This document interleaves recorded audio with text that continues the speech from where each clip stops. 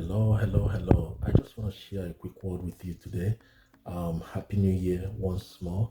Um, there is a difference between uh, the perfect will of God and the permissive will of God. And it's important for us as people of God to know the difference. There's a difference. All right? Is There's a difference between the perfect will of God and the permissive will of God. And I want to tell you the difference just briefly. Um, there's a king in the Bible called Abimelech. Abimelech took the wife of Abraham, and because Abraham lied to him and told him that Sarah was his sister, out of fear because they were strangers in the land. So Abimelech took the wife of Abraham, thinking that Sarah was a sister to Abraham. Um, so he took her to his room in the palace, and the Bible said that at night, God showed up, and God told Abimelech, "Don't touch this woman because she is the wife of a prophet." God showed up by himself. Abraham was not bothered. Abraham was not fidgeted. Abraham was not anxious, He was relaxed in his house. God showed up in the palace and told Abimelech, "I know that you did this out of innocence. You thought that this woman was a sister to Abraham, but actually Sarah is a wife to Abraham. I will spare you. I will spare you." And God spoke to the king and said to him, "Take Sarah back to the man, because the man, Abraham, is a prophet." That was the first and the only time God called Abraham a prophet. God said, "For she is the wife of a prophet. Take her back to the husband." All right? But something happened. The Bible said that God shut the wombs of all the women in the palace for that moment. So for that moment, all the wombs of all the women in the palace were shut because of Sarah. Now, let me tell you something. When you are in the perfect will of God, you don't fight, you don't struggle. You're not trying to open doors by yourself. Things are happening on their own. I want you to pay attention, because I feel in my spirit that there are some of us who are struggling. You are struggling with a decision right now, and you are wondering, and you don't want to open up to anybody. You don't want to tell people. You don't want to ask people. You don't want anybody in your business. I understand. I've been there. Let me tell you, there is a perfect will of God and there is a permissive will of God. And the difference is that in the perfect will of God, God is fighting for you. In the perfect will of God, there is absolute peace, shalom, nothing missing. All right? When you take a decision in the perfect will of God, nothing is missing. Nothing is missing. All right? For example, you are dating somebody, or you are in a relationship, or you are about to marry somebody. There is an absolute peace you have. Peace that passes all understanding, not the peace that is connected to emotions.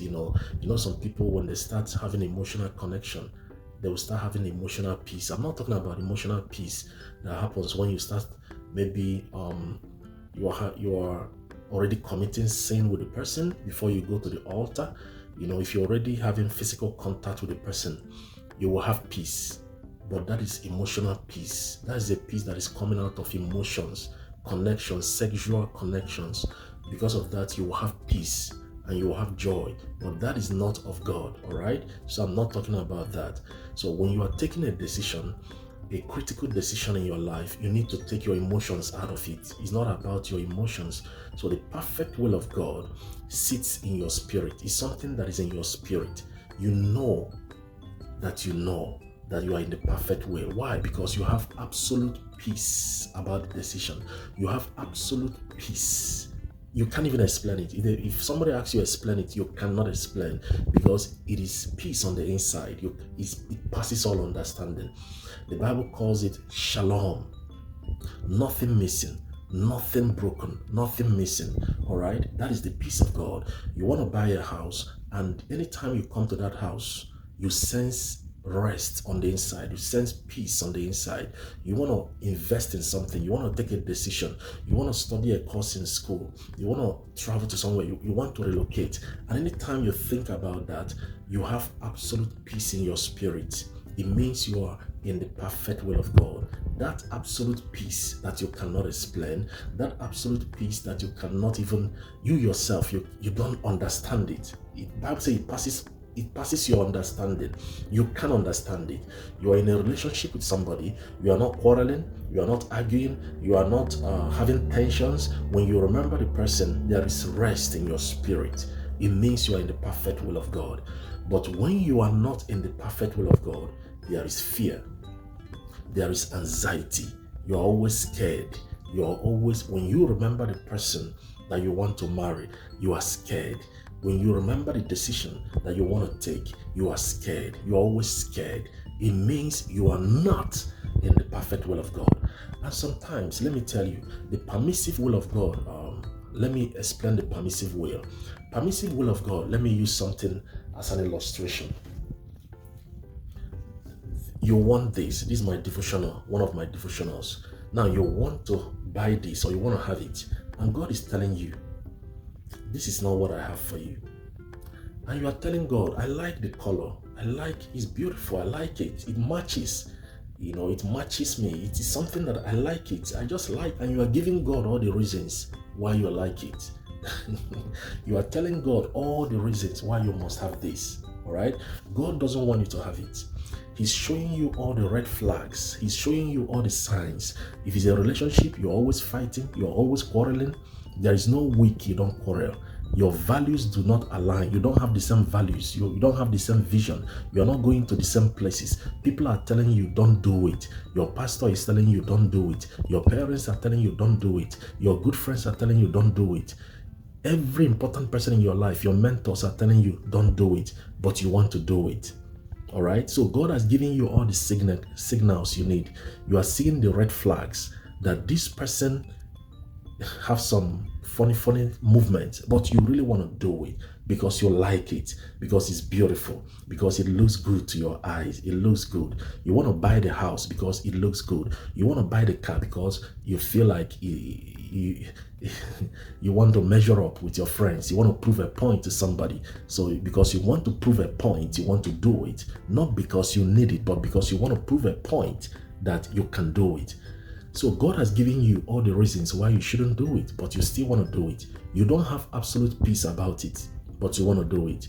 You are not at rest. You're under pressure. When you are not in the perfect will of God, you are always under pressure.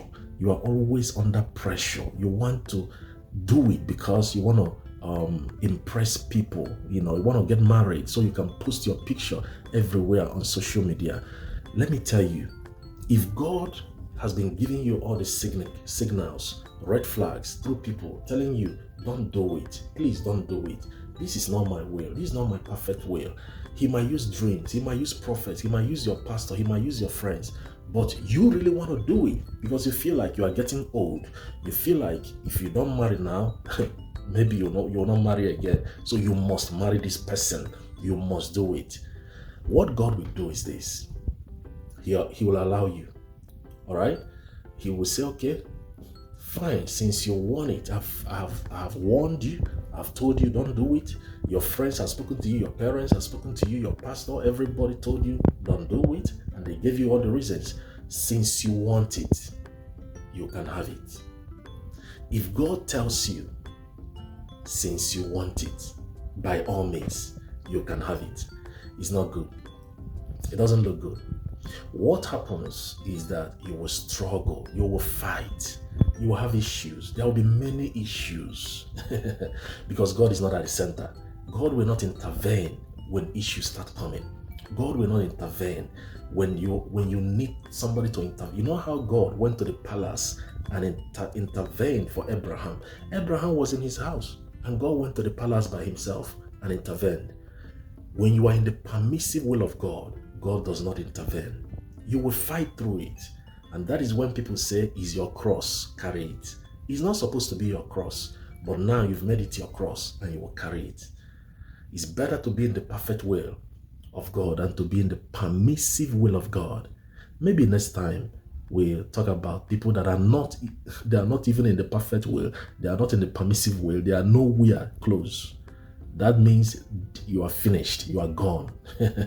you are just out. You've missed it. All right. God bless you and Happy New Year.